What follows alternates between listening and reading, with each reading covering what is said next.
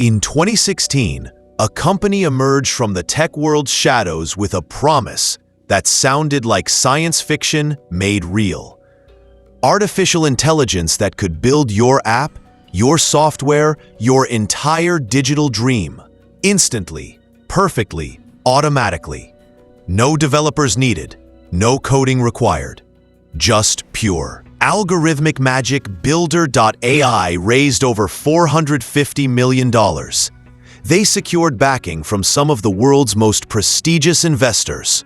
Their founder appeared on stages across the globe, preaching the gospel of democratized technology. Major media outlets called them revolutionary. They claimed their AI could do in minutes what teams of human developers took months to accomplish. But behind the sleek interface and the polished marketing materials, something else was happening. Something the investors didn't know. Something the clients weren't told. Because while Builder.ai was selling artificial intelligence, they were actually delivering something far more traditional. Hundreds upon hundreds of human developers, working around the clock in offices across India and beyond, manually coding every single project that clients believed was being automatically generated by machines. This is the story of one of the most audacious deceptions in startup history. A tale of ambition, illusion, and the fine line between visionary innovation and outright fraud. This is the story of how a company built an empire on a lie, and how that lie eventually cracked wide open for the world to see.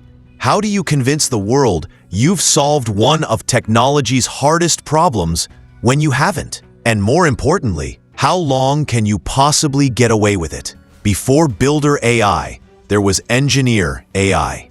And before Engineer.ai, there was a man named Sachin Dev Duggal, a serial entrepreneur with big dreams and an even bigger gift for salesmanship. Duggal wasn't your typical Silicon Valley founder. Born in Britain to Indian parents, he straddled two worlds from the beginning. By his early 20s, he had already launched and sold multiple ventures.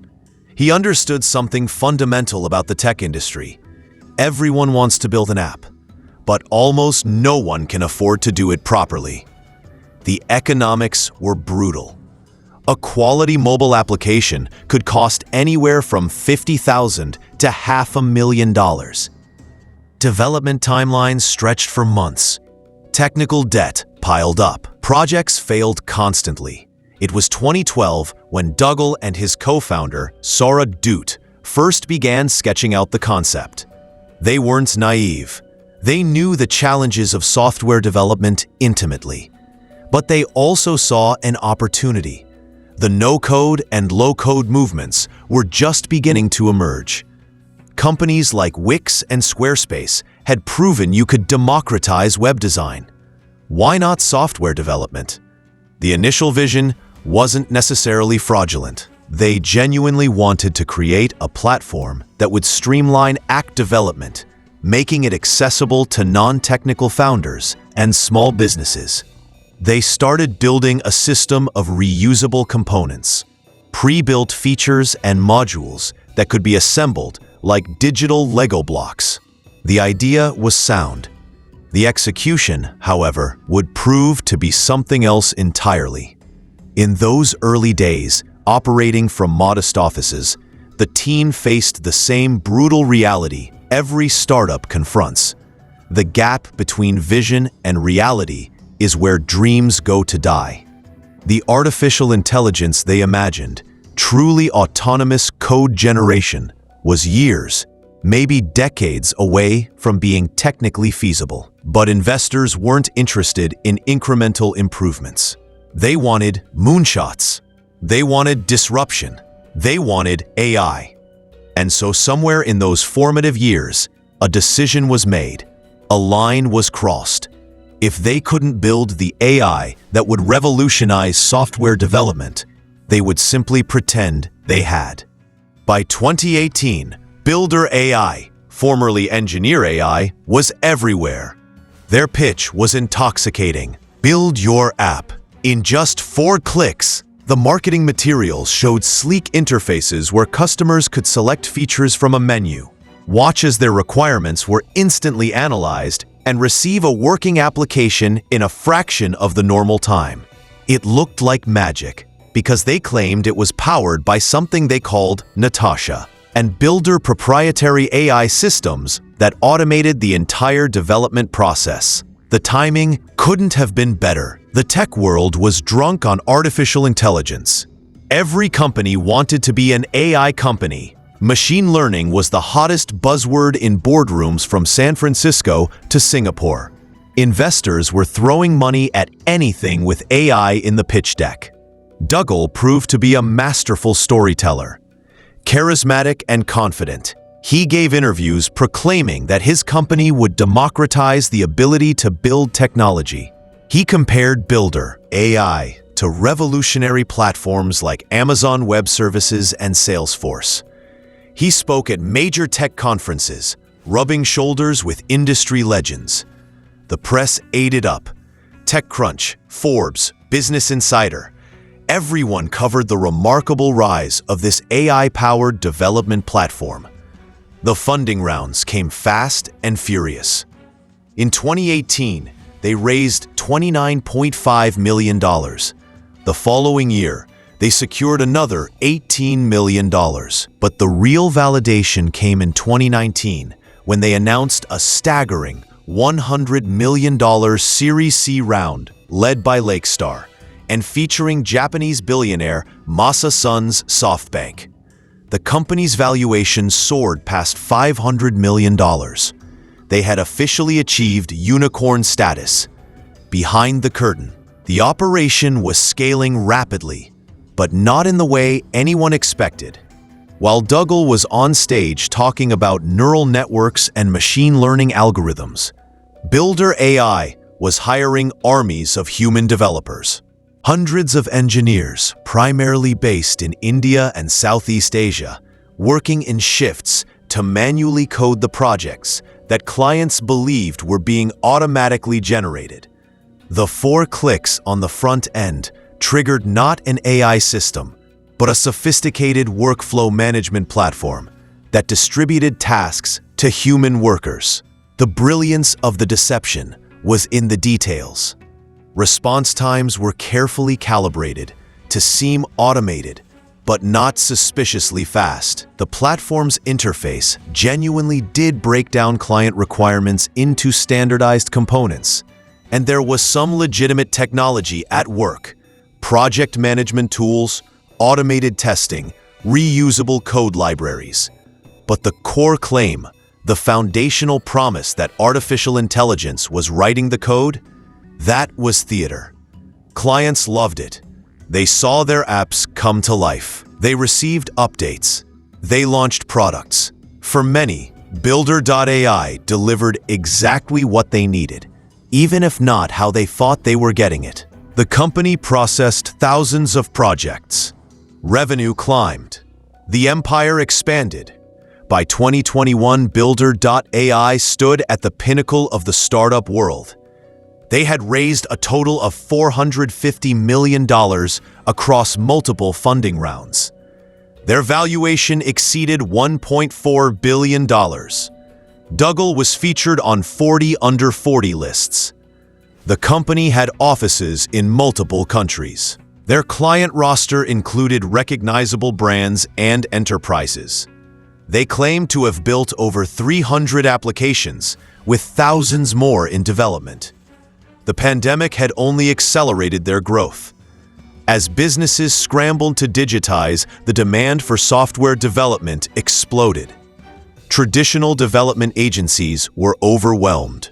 Builder.ai's promise of rapid AI-powered deployment seemed like the perfect solution for the moment. The company continued to refine its narrative. They talked about human-assisted AI, a clever bit of linguistic jujitsu that technically acknowledged human involvement while still centering the story around artificial intelligence. In interviews, Duggal would describe their assembly line approach, comparing it to manufacturing innovations that had transformed other industries. It sounded revolutionary because, in a way, It was, just not in the way they advertised. The ecosystem around Builder.ai grew sophisticated. They developed partnerships with major companies. They launched initiatives to help small businesses and startups. They positioned themselves not just as a service provider, but as a platform, an infrastructure layer that would power the next generation of digital innovation. The money kept flowing. Employees enjoyed attractive salaries and benefits. The company culture, at least on the surface, buzzed with the energy of a rocket ship headed for the stratosphere. For those inside the organization who understood the gap between marketing and reality, there was perhaps some cognitive dissonance. But the checks cleared. The clients seemed happy. And in startup culture, where fake it till you make it is practically a mantra, maybe the deception didn't seem so bad. Duggal himself became something of a celebrity founder. His social media presence grew. He spoke about the future of work, about democratizing technology, about empowering entrepreneurs. He was living the dream, the vision of the self-made tech billionaire who had disrupted an entire industry. But empires built on sand, no matter how tall they grow, eventually face a reckoning. The first public cracks appeared not with a bang, but with whispers. Disgruntled employees began talking. Former workers, particularly those in the development teams, started sharing their stories on anonymous forums and job review sites. They described the reality behind the AI curtain. Endless hours of manual coding, impossible deadlines, the stress of maintaining the illusion of automation. In August 2019, a story dropped that would change everything. The Wall Street Journal published an explosive investigation with a headline that cut through the hype like a knife. Human beings are still cheaper than AI. The reporting, led by journalist Georgia Wells, revealed what many had suspected, but few could prove. Builder.ai, still operating under the Engineer.ai brand at the time, was not using artificial intelligence to build applications. Instead, they employed hundreds of human engineers who manually coded everything. The investigation was damning. Former employees went on record. Documentation was produced. The elaborate system of Indian and Filipino developers working behind the scenes was exposed in detail. The company's core claim, the very foundation of its identity and valuation, was revealed as fundamentally misleading. Duggal's response was a masterclass in damage control, but it couldn't put the genie back in the bottle. He argued that the company had never claimed full automation, that human-assisted AI had always been part of the model, that the media was misunderstanding their technology. He pointed to legitimate machine learning tools they used for project estimation and component matching, but the semantics couldn't obscure the central truth. Investors had poured hundreds of millions into a company they believed had revolutionary AI technology, when in fact, they had invested in a glorified outsourcing operation with good marketing. The backlash was swift, but surprisingly not immediately fatal. Some investors publicly defended their decision, arguing that the business model still had merit regardless of how the sausage was made. Others quietly reevaluated. In the wild west of startup investing, where vaporware and exaggeration are common, Builder.ai's deception fell into a gray area. They did deliver functional products. They did have real clients. The lie was about methodology, not results. But trust, once broken, is nearly impossible to rebuild. Potential clients began to question. Competitors seized on the scandal, positioning their own services as more transparent alternatives. Internally, morale suffered. The company that had once seemed invincible now looked vulnerable, exposed, mortal. More problems emerged. Reports surfaced about project delays, quality issues, and clients who felt they hadn't received what they paid for. Lawsuits were threatened, though most were settled quietly with non-disclosure agreements. The company faced increased scrutiny on multiple fronts, not just from media, but from regulators, curious about the gap between advertising and reality. Through 2020 and 2021, as the company continued to raise money and pursue growth, the shadow of the scandal followed. Every press release, every funding announcement, every bold claim from Duggal was now viewed through the lens of skepticism. The emperor's clothes had been revealed, and even the most beautiful tailoring couldn't hide the nakedness underneath. The Wall Street Journal expose marked the beginning of a slow, grinding decline in credibility, even as the company's financial metrics initially remained strong. The cognitive dissonance was remarkable. Builder.ai continued to raise money, continued to sign clients, continued to operate, but the shine was gone. Investor confidence, while not immediately withdrawn, began to waver. The follow-up funding rounds came with more scrutiny, tougher terms, lower valuations than the trajectory had suggested. The unicorn that had once seemed destined for a spectacular IPO now looked like it might limp along indefinitely in private company purgatory. The human cost became increasingly apparent. Developer turnover spiked. The pressure to maintain the illusion while delivering actual results had always been intense, but now it was compounded by the public knowledge of the deception. Talented engineers, who might have been proud to work for a legitimate outsourcing and development company, found themselves part of what critics called a scam. Recruitment became harder. Retention suffered. Clients began demanding more transparency. Some sought to renegotiate contracts. Others walked away entirely, unwilling to be associated with a company whose core claim had been so thoroughly debunked. The network effects that had propelled Builder.ai's growth began to reverse. Negative word of mouth spreads faster than positive buzz, especially in tight-knit entrepreneurial communities. The rebranding from Engineer.ai to Builder.ai in late 2019, right after the scandal broke, was seen by many as an attempt to distance the company from the controversy. But you can't outrun your own story. The internet doesn't forget. Every article about Builder.ai now included the context of the deception. The company's Wikipedia page, its press coverage, its reputation, all permanently marked. Duggal himself faced personal criticism. Once celebrated as a visionary, he was now often described with more skeptical language. Questions about his credibility extended to his other ventures and investments. The founder, who had built a personal brand on the promise of revolutionary technology, now carried the weight of having oversold and underdelivered on that promise.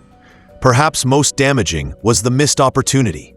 Had Builder.ai positioned itself honestly from the beginning as an innovative, efficient development service that used smart project management and a talented global workforce, it might have built a sustainable, respected business. Instead, by chasing the AI hype and misleading stakeholders, they had tainted what was otherwise a functional operation.